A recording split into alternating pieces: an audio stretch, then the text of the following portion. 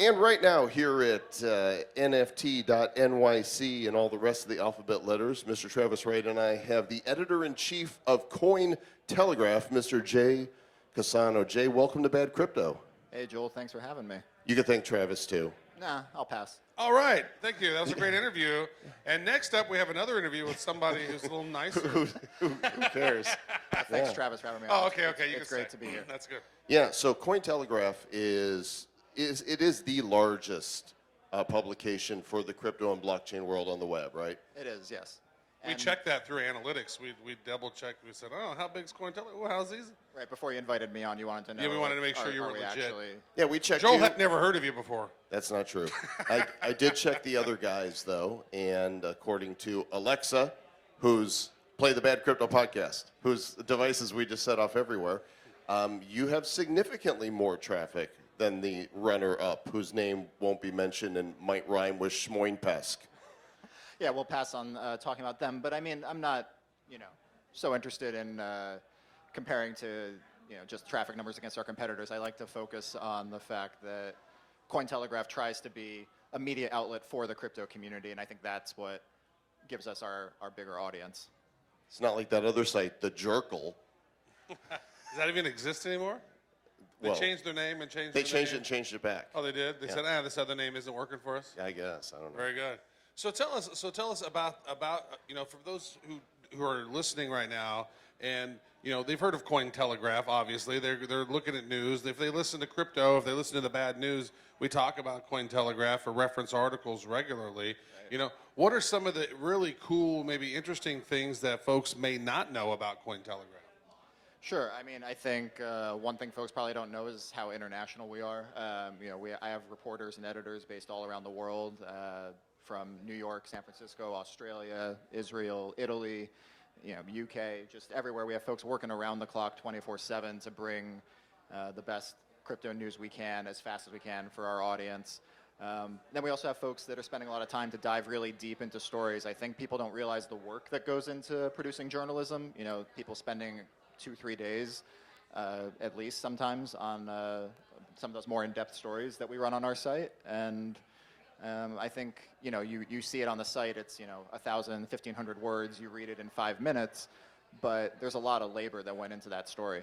Well, there should be with good journalism. I mean, that's one of the problems with fake news and journalism today is shoddy research, and, you don't want to have to issue corrections.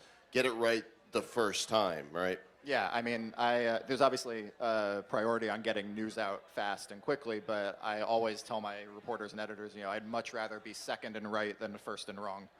If I can be first and right, that's the best, but if I have to choose. What if you could be second and half right? No, I'll take third.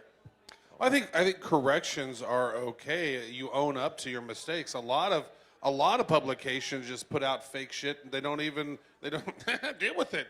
Oh, sure. I mean, part of being transparent and being a trustworthy media outlet is owning up to your mistakes when you have them. And, any outlet is going to screw up. I don't know if I can swear on your show, can I? Well, I think we do sometimes. We just bleep them out. Yeah. Well, I'll go with screw up for now. Every outlet screws up sometimes. And if you want to keep your reader trust, you have to be transparent about that. You have to say, hey, this is the mistake we made. This is how the mistake happened. This is how we're going to do better next time. Well, we are Bad Crypto, so it's kind of baked in, right? Somebody says, you guys got that story wrong. We're like, you were warned, come on. Right, we don't have the luxury of, having that bad disclaimer in our name. No, you're the good Cointelegraph publication. So you're all around the world, yep. And maybe you can talk to Elon Musk about getting into a rocket ship so you guys can be the first in space. Right. Can I get an NFT for attending a conference on the moon or something like that? Absolutely. Okay. We could do that. You get a little Lambo NFT if you've been to the moon. Yeah. Well, I want to ask about that because you guys have such cool artwork, right? Like every one of your pieces, I don't know if it's every one of them or if it's just the coolest stories. You go, let's put some interesting things. We were actually having a conversation like how cool would it be to have some of those pieces of artwork as an NFT? Like the first X amount of people who come to and read it, they have the ability to claim that NFT or something, but that's those images. Yeah. That would be awesome. Yeah, I think that's something we're definitely looking into right now. I think there's so much potential in the NFT space for rewarding your audience loyalty. I mean, you guys are starting to explore this as well. with your proof of listening token, right? We are innovators in the space. We have created a whole new genre, Mr. Joel. It's a new beast. It is. It's the new beast. Who's the artist of those? Who creates those? You got like one guy. You got somebody who just fits the style guide. Or you got like templates or. He's down underneath the main deck. Yeah. And they're like, draw Get it, faster. Draw faster. That doesn't look like Craig Wright. No, I mean, like I said, we're publishing 24/7, so we have about half a dozen artists who are working around the clock. The style, they do a good job of Yeah. keeping that style similar because you really Yes. can't tell. I mean, you can, with a trained eye, you might be able to identify some slight quirks and deviations. I am between virtually artists. blind, so Right, I have well- no trained eyes. Well, there you go. Yeah. But no, I mean, they do a really good job of keeping the style consistent across the whole site. I think that's a big part of our brand identity is, that artwork. But we're also exploring, different styles of artwork. We recently launched a long-form section of Cointelegraph Magazine at magazine.cointelegraph.com.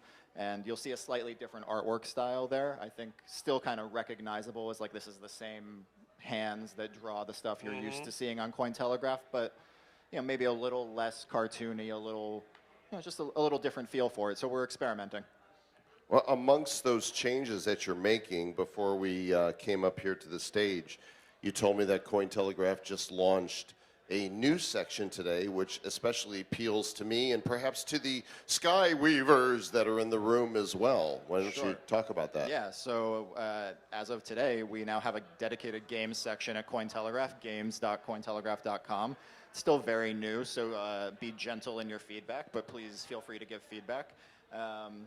It's going to be a dedicated section for game news, and we'll also have a catalog of games in the space, blockchain games there that you can peruse. It's meant to be a resource, again, for the community. We really think of ourselves as the community's media outlet, so we want to produce this section to really be useful to folks that want to explore crypto gaming. So now does that, because we're here at NFT NYC, Yeah. and there are a lot of games here. I mean, there are a lot of people Totally. So was that one of the reasons why you're in New York City, so there's got to be like a crypto event here in New York City about every week or two, right? There is, yeah, but I mean, NFT NYC, this is special, and NFTs are really important to blockchain gaming, obviously, and I think it's a massive use case that is going to, quite possibly, I think, spur mainstream adoption. When you look at just the sort of player empowering mechanics behind NFT gaming, the fact that no one can take away, your in-game collectible items, whatever it is, depending on the game. He has tried. I told Hands him no. off my NFT. It's on the blockchain. Stop, Mr. Joel. Yeah. I mean, I Comm. guess you can hit him with a screwdriver and make him. Well, I did have a that too. hammer from another game that I use. Right. He traded it. No, but I think that's something that non-crypto people can sort of intuitively understand. Like, there's no central server, no administrator that can just delete all my cards or my sword and my shield. Right. It's on the blockchain forever. Don't touch my sword and my shield. So there was actually a story on here on your game section that caused the crypto community to breathe a sigh of relief.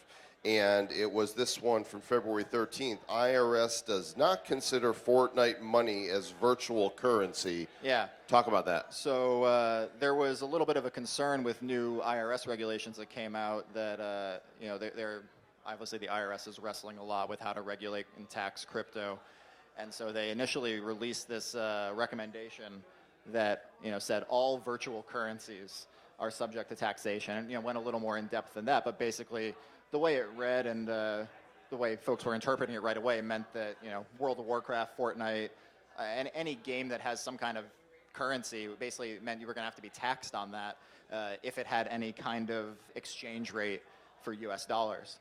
The IRS quickly clarified. We got the real details on that, and I think it was again a useful service to the community to let folks know, like, you don't have to worry about being taxed on your Fortnite money. What about your Candy Clash or whatever that one game is? It's Candy Crush. Candy Crush. Keep yeah. up, Mr. Travis Sorry, Wright. man. Travis is not the gamer between you two, right? No, but he's slowly. What about the Zelda? He's getting there because I think that the crypto aspect of it is drawing him back into some of the Well, gamification? I'm just looking forward because we just got put. Joel and I just each got put into the Chain Clash game as fighting avatars, Yeah. and along with John McAfee and Brock Pierce and some other people. And I'm like, So can you like fight as Travis yeah, against John you, McAfee? well, if you get the card, there's going to be a pre-sale, and you can get the Travis, or you can get the Joel. Joel's finishing move, I think, is he whips out his phone and then he does an eye fart. Isn't that right? Something like that.